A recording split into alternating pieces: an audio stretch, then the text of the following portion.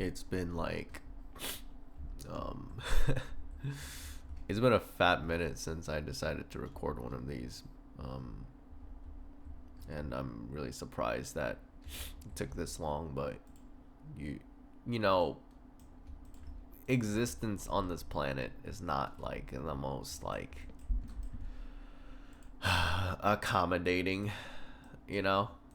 Sometimes like life happens and I'm busy inheriting it, and then on the next I'm being brutalized by existence. So it kind of sucks. But I'm back, and I'm back because you know I know that uh, I know that you goobers on the internet that watch my content still appreciate these long form stuff. I don't know who, but I do know wholeheartedly that some of you who end up coming across my thing will definitely appreciate it to some level of degree. Especially the fact that this is a lost art, and I don't expect it to somehow blow up or whatever. And if it blows up, that's cool, but I won't stop why I'm doing what I'm doing, you know. And the reason why I do what I do is because I think every generation needs a lore master. You know what I mean? Someone who has interfaced with various like aspects about this existence, and then has really like internalized everything. I think that kind of like lore mastering really does need to be emphasized, you know. Yeah, I have been here. Okay, cool. And so as for me, I think that taking on that route is something that I'm pretty convicted about, and and I think there's a beauty to that, you know. There's a beauty to taking on this sort of unorthodox approach to narrative documentation, and honestly, that is what the Great Era of Dreams is about. Is basically like a documentation of the modern age of this great era where people have intriguing desires and dreams to pursue what they're convicted about. And I think that at least in the modern world, because of how sporadic and how chaotic everything is, it's very hard to pinpoint a specific defined statement of a declaration for an era, right? I mean, for example, we have Gen Z, or or well, in regards to nomenclature, right? Which is, if you don't know what the word nomenclature is, like, first of all, no condemnation or nothing. You know what I'm saying? Like, not everybody like speaks fancy stuff, but also like it would definitely help to read a book, or at least like go listen to like other human beings talking for like long durations at least.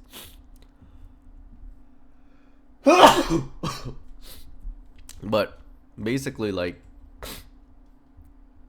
to sum up, like, we have generation defining terminologies, right? Like, at least in regards to the generation of like people, but we don't have like a way to at least a creative and more purposeful kind of intrinsic nomenclature, or like like term to define this era. And I think that's important to really specify, right? And it is up to you to like take the time to contemplate about this great era we live in, right? Um, you know, this this great era of dreams is very unique, um, because of the fact that there's an overabundance of data and experiences that people are going through at a very, very rapid rate. Oh my goodness, that's loud. Hold on, let me like turn that down. So there's like an overabundance, you know what I'm saying?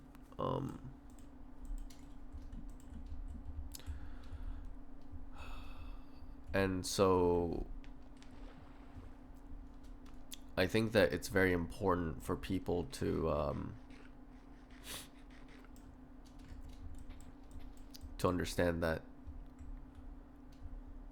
because there's an overabundance of data, at the very least they need to be able to like categorically define this great age, and hence why I dubbed this era of human history as the great age of dreams. And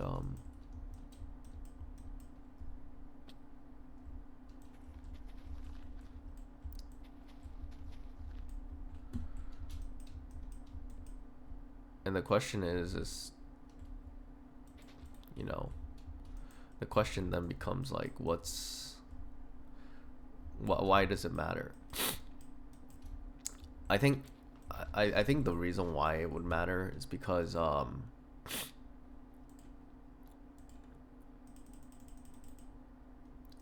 if you look around you, right, and one would understand that they live in this great age, it kind of starts to shift their mind, and people begin to realize like they truly do live in this great age, because I firmly believe that we really do. um, you know, I don't really think that any other era, quote unquote, best fits this description. I firmly believe that this description fits this generation better, not because somehow the opportunities are much more abundant, or not because financially like everybody's doing well. That's not the metric of my criteria for why I coined the this is the great age, but rather it's more like the conceptualization of everybody's like principles that are at a much more advanced state, right? Because of the abundance of basically because of the wealth of knowledge that people have, and the advancement of philosophical thinking, and as a result, that's why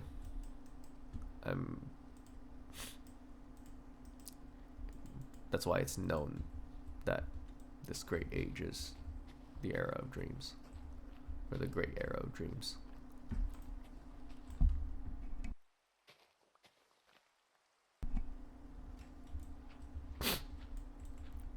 Um,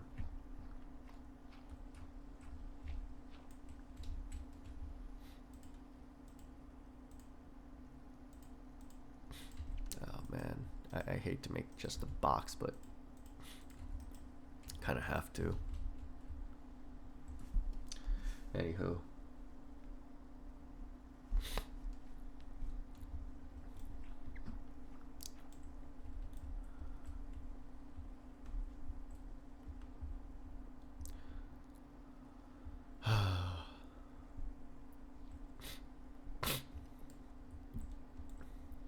You know, the 1900s and then also the late 1800s was a very trippy time. There's so much like religious awakenings that it was insanely innumerable. Like It's honestly so cracked, the amount of like religious awakenings were going on at that time around the late 1800s, or mid to late 1800s, honestly, or actually just the entire 1800s as a whole. Um, yeah, it's actually really trippy. Most people don't really contemplate about the 1800s, but and it's also hard to kind of. It's one of those like eras where it's actually a bit harder to personalize, um, mainly because it's a little bit too foreign, and it's definitely like kind of like one of those eras where it's it, the wars and things that take place is usually like, um, I mean, you have the Civil War, you have the 1812, but like most people think of those eras in like in the context of warfare, um, and big geopolitical like shifts, but it was basically like the early stages of the maturation of like nations and stuff like that, of like world superpowers. But I noticed that people tend to have a harder time personalizing it in their own lives, or at least like getting to a point where they're contemplating about the 1800s. um, it's not to say like, oh yeah, just because like you can personalize it in your own mind, you're like suddenly like more like better than someone. No, not that obviously, but just more like it's too obscure to the point where like it's hard to personalize it. Um, at the very least, that's what I noticed, right? Or that's what I noticed, and that's what I also experienced in life.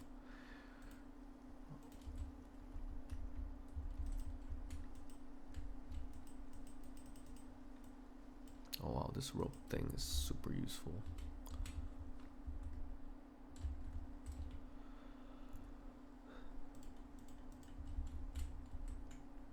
Hold on.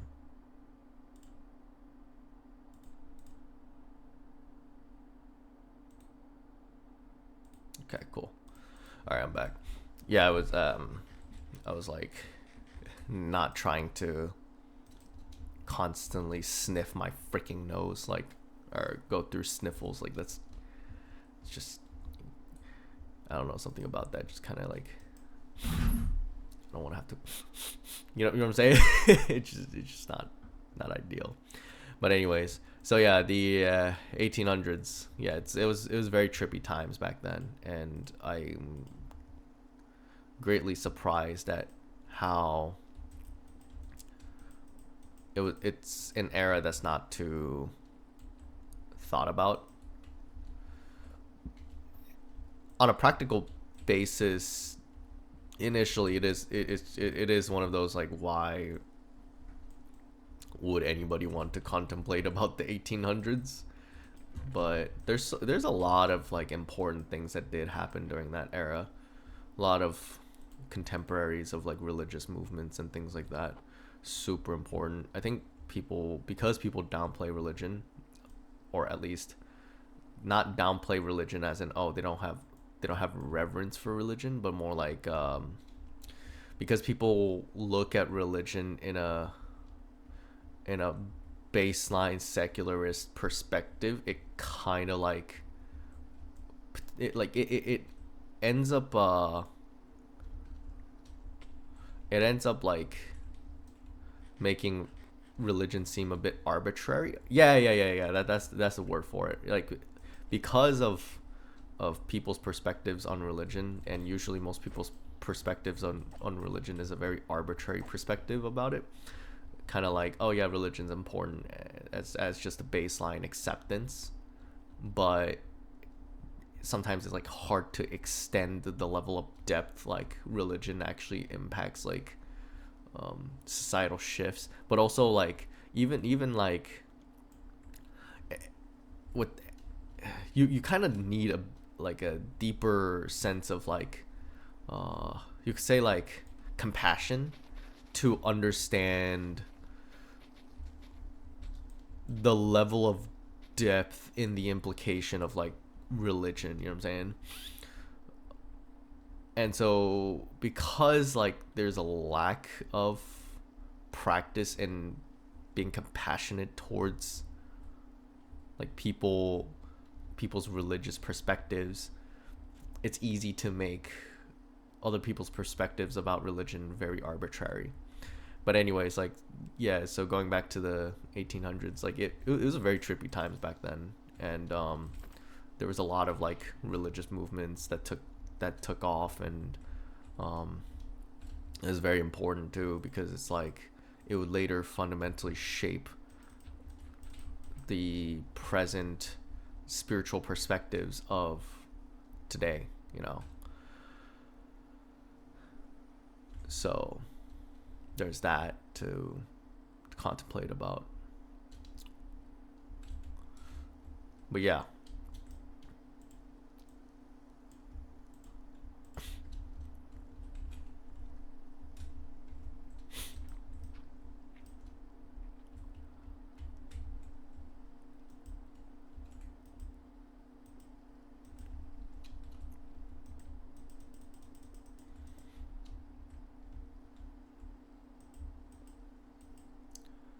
Let's see.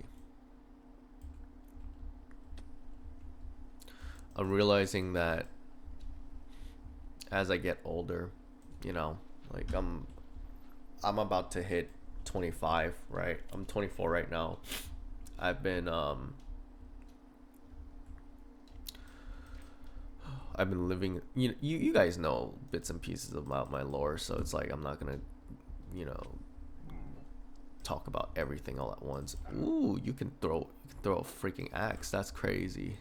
Ooh, that's you're a berserker. You're going to give me an omen. I'd rather deal with you later. Oof, oof. I'm realizing that as I'm getting older. By the way, for anyone who's watching who gets like these kind of thoughts of like, duh, you should figure it out in your head, like, or whatever. It's kind of like, I just want you to know that I am using. Oh, okay. I don't immediately get bad omen then.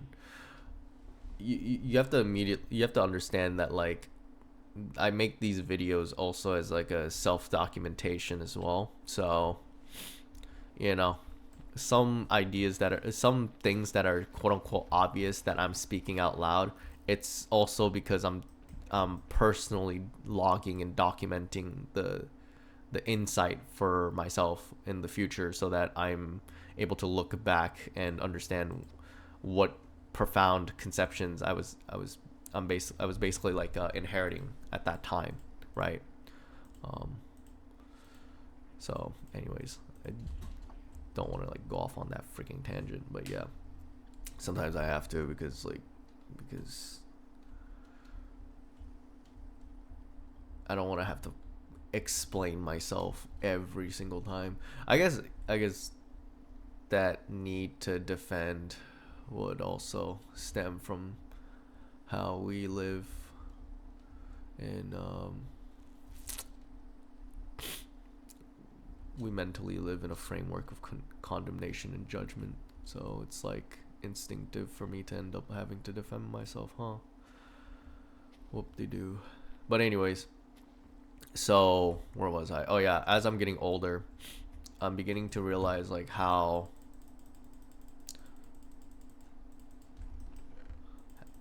lacking I really am. Like, it's kind of like one of those insight that should have been readily accessed, which it has. Like, I'm not denying that it hasn't, but more like because I'm living out this existence, I'm feeling the weight of it. And so it's very interesting feeling that experience and it's simmering, and I get to ruminate on it, and it's really cool, right?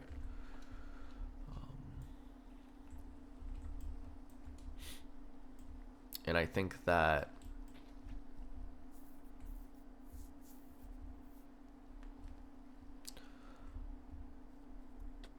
one key aspect that I'm learning that like really weak on is my,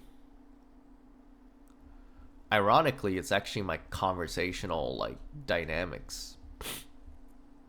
Because don't get me wrong, like I have no trouble actually talking. That's not like, it's not it's not a problem. But one thing I noticed is that it's hard for me to engage when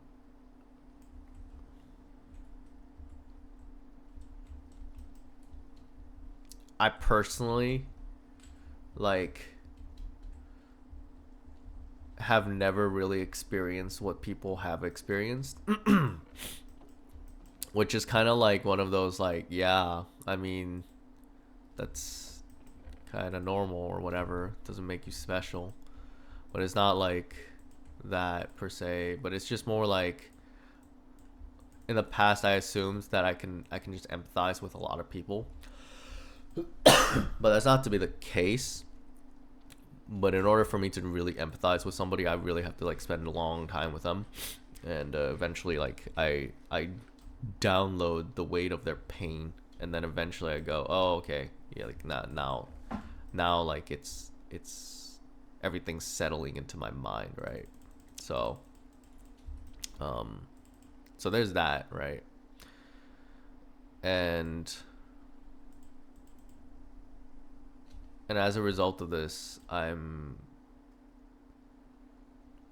seeing how lacking I am at dialogue that feels less,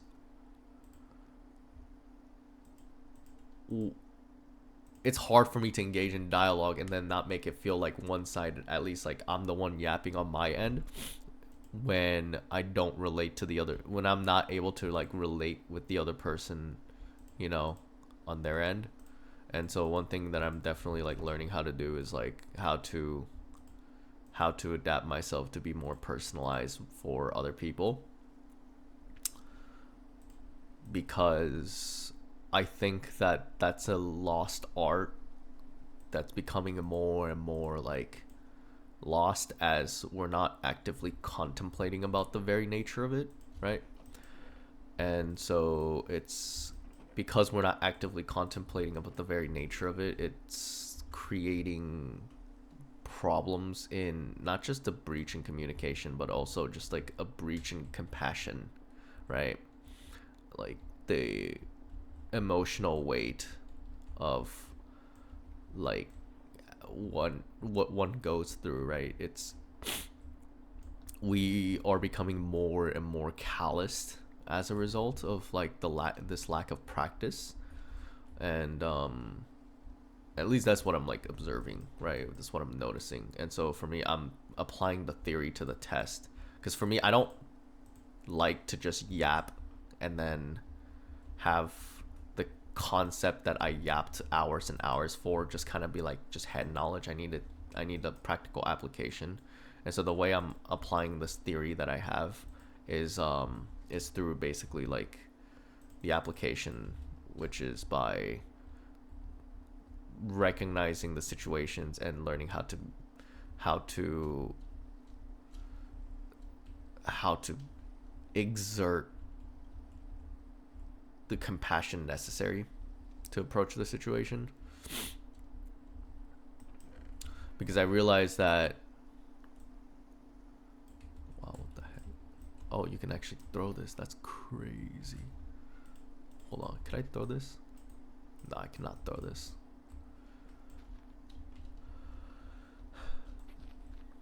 Because I realized that compassion is actually really difficult to exert. And it's difficult to exert because eventually, after the initial phases of exerting compassion,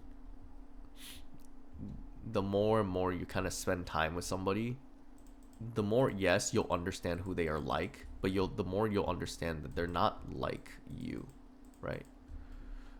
they're very different than you, and as a result, human beings, we tend to cluster around people who we quote unquote just relate with, and actually one thing that really holds us back is like because we're very comfortable with what we're used to, even if like the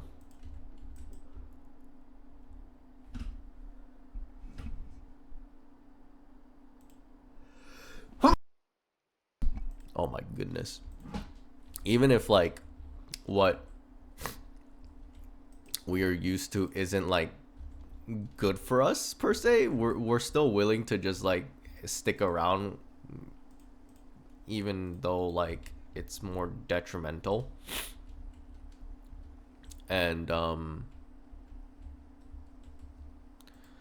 I realized that um what the heck, I can't place a scaffold, that's stupid.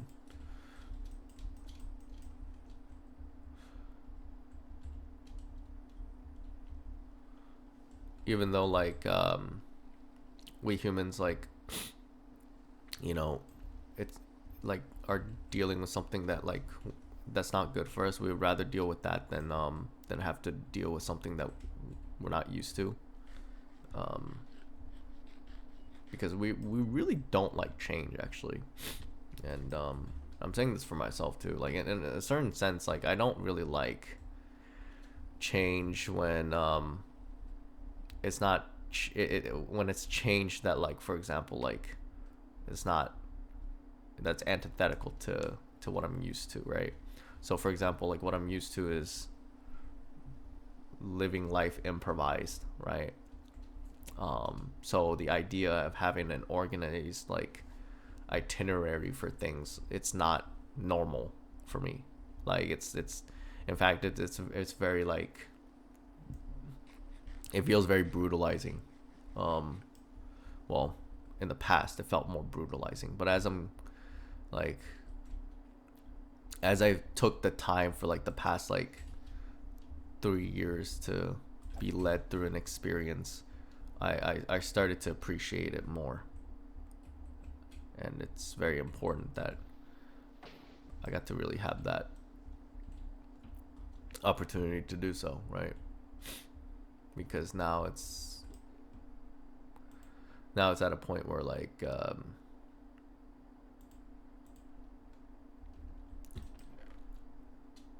where it's much more natural rather than like trying to force myself to do it all the time, right? So that's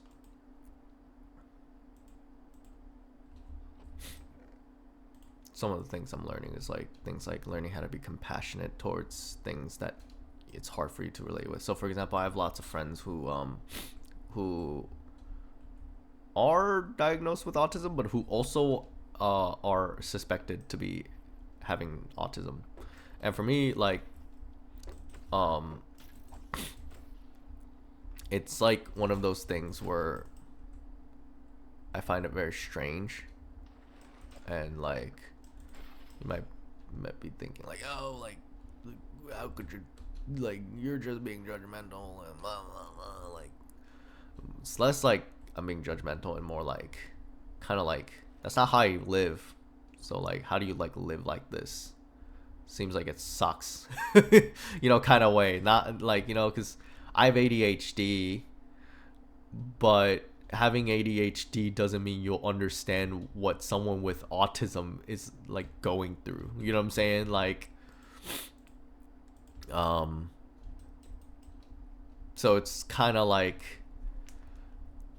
it's me learning to understand people's frameworks and like, and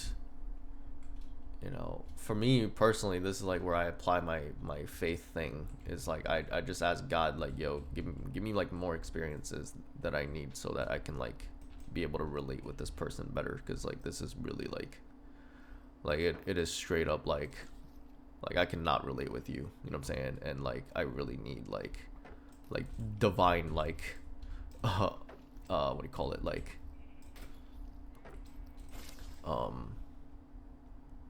I need divine expenditure, right? Or like I need divine inspiration or something, man. Like some kind of divine revelation so that I can be able to understand this person better. And and there's nothing wrong asking for that, honestly, because the reality is like, guess what? Like, you really do need like um divine assistance when like it's something that's out of out of control, or like out of your own control, or what you're used to, because like the reality is we're all different. It's foolish to assume that like that you're going to that you that one is supposed to have all of the pretexts necessary for them to be able to understand another human. Like, it's humans are very complicated, very very complicated. So like, to make the assertion that like you should feel bad or whatever, which I'm not saying that that I'm dealing with that or whatever, but just in the event that so someone does proclaim it, and to make the assertion that you should feel bad for asking like divine insight for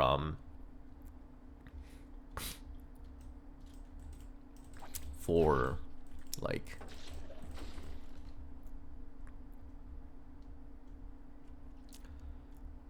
trying to understand somebody better is like, and you make people feel bad for like, I don't know, for them just simply asking divine like revelation or insight to be able to understand someone better, makes you actually the crappy person, because you're not acknowledging another person's willingness to actually be compassionate in the first place, which actually in turn would make the one who is condemning the moral failure. Anyways, oof. So yeah, I think that I think that like being compassionate is a lost art, and we're trying to brute force it, and in the event of us trying to brute force it, we actually make the problem worse, and then as a result, like we create problems by doing that.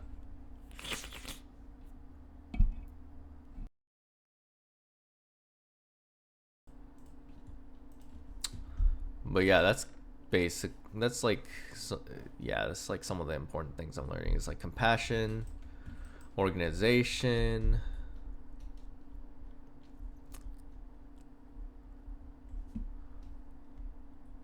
and the way I'm approaching organization is kind of like acknowledging my existence is an unfolding narrative, like that of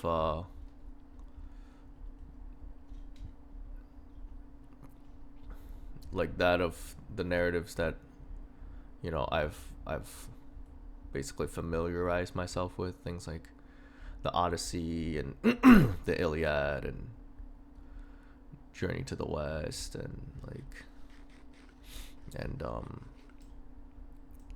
do you call it,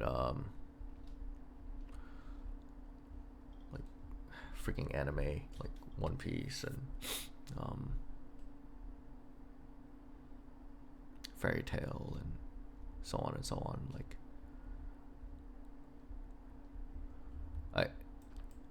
I realized that like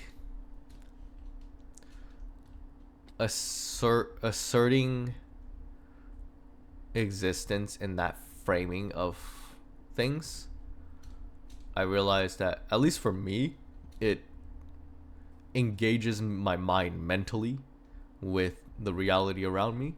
And I noticed that like that the way that I exert that conceptualization, like people feel it too.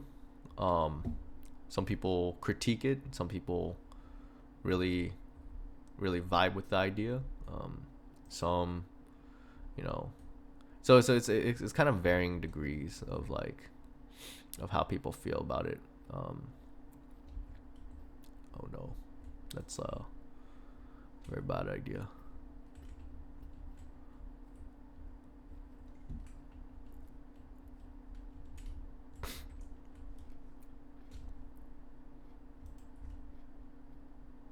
Ooh, I got one.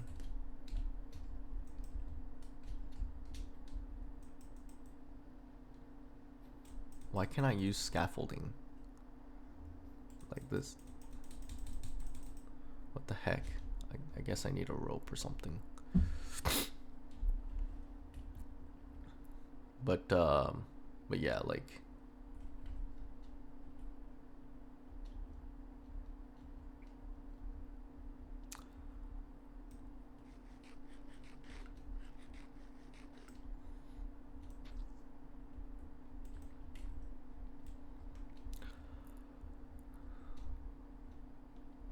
hmm.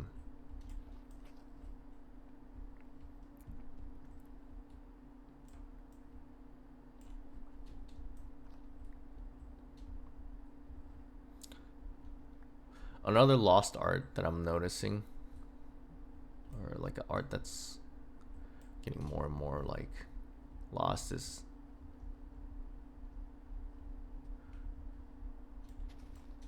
this at least like for the upcoming generation, is like the ability to just sit down and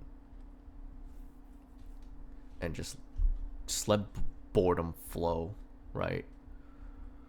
um I think that like because of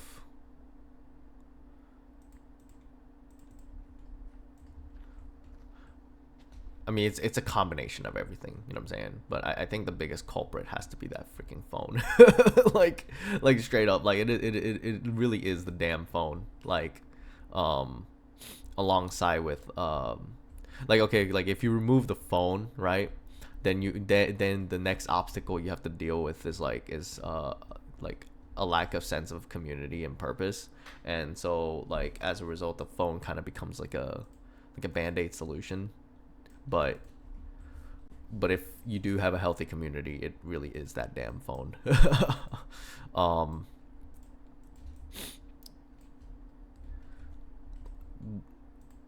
or like but anyways, like I'm noticing that there's a lack of ability to just sit down in boredom and learn to just channel like boredom and turn boredom into a strength. I'm very guilty of this myself. You know what I'm saying? Like it's not easy. Like this is especially with my predispositions or whatever. So it's sitting down and just doing something just sucks for me. And that's where like I have to go through that experience to learn. And it's where I ask for like divine like revelation or whatever. Yeah. Because at the end of the day, you need like divine insight or whatever to go about this existence on this freaking planet, even if it seems so silly.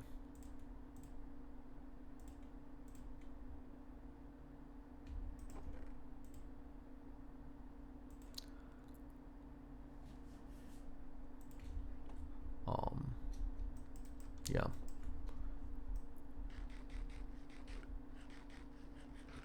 I am thinking about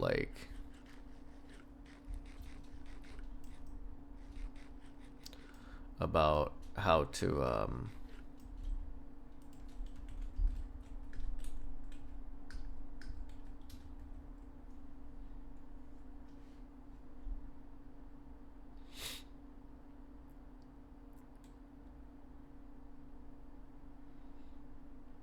how to go about like productivity and things like that. So fortunately, as of late, I've actually been able to get my room cleaned and organized, and I have to get the other room cleaned and organized too. So that's been a challenge. And then eventually I have to work on the garage. I actually plan on turning my garage into like a third space. So like I'm gonna eventually like host people and like invite people and stuff like that, and facilitate an environment where I can allow people to pretty much like be there for extended hours, because I think that's like I think like a common place is kind of necessary for people to just hang out.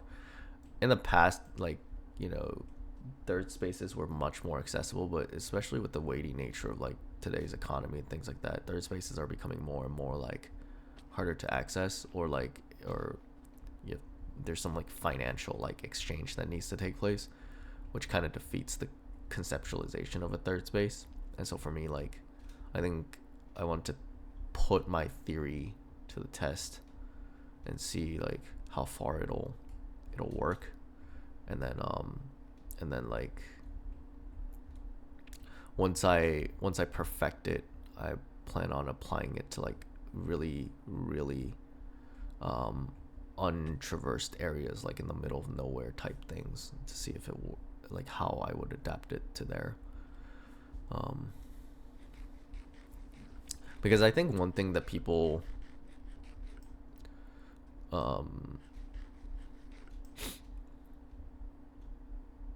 romanticize is the third space and like the library and things like that, but like they don't really account for the fact that like if you were to facilitate an area like that, you kind of have to like um you kind of need somebody to have an ideal character, like ideal characteristic to facilitate environments like that, you know.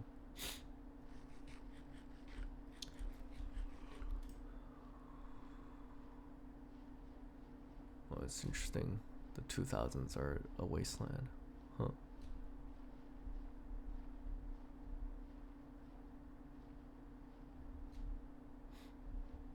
But yeah, like I think that's like super important.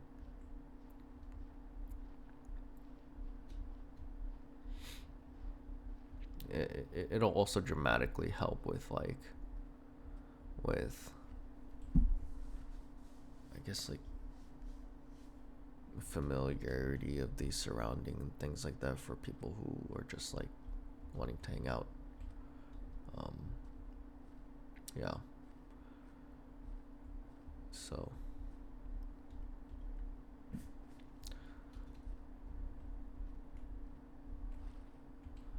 I don't know what else to say, honestly, other than like, yeah, I've been going through a lot in life. My friend recently died not too long ago. It was like about like 4 months ago, and or four, actually no, like 3 months ago. Yeah, yeah. No, not 3 months ago. Like it's about 2 or 3 months ago, honestly. Yeah, around then. And it's been rough, but you know, I took fall to really prepare for the winter arc. So it's like people are like now like just preparing for like New Year's or whatever, but it's just like for me, you know, I've been preparing since the end of Tabernacles. So that was in the fall, and I realized like how effective God's seasonal structure really is, at least to organize like your mind. And I'm seeing the fruits of it like little by little. So yeah, I think this is where I'll end up closing the video. I just gotta like return back to my my place that I set up shop. But what I'll be doing for the next few, like, who knows how long. Actually, you know what? I'm gonna actually like sit down and like really just like establish like a gameplay experience with this, because at this point my relationship with my experience with Better MC is that what really irritates me is that how old worlds are not able to be ported into the next like updates. And so for me, like, because that's like really upsetting, what I'm just gonna do is I'm just gonna play on this like on this version and just stick to it and not really like change too much about it, and just like really create a and just actually create things in it, instead of just like having like one-off like playthrough experiences and then like turning it off and then never playing it again. Like, I think I'm actually gonna like have a continued playthrough of this. So yeah, I think that's pretty much it. So if you enjoyed, appreciate you sticking around, and hope that you check out this content and check out my other contents. But I will be speaking to you next time. Peace.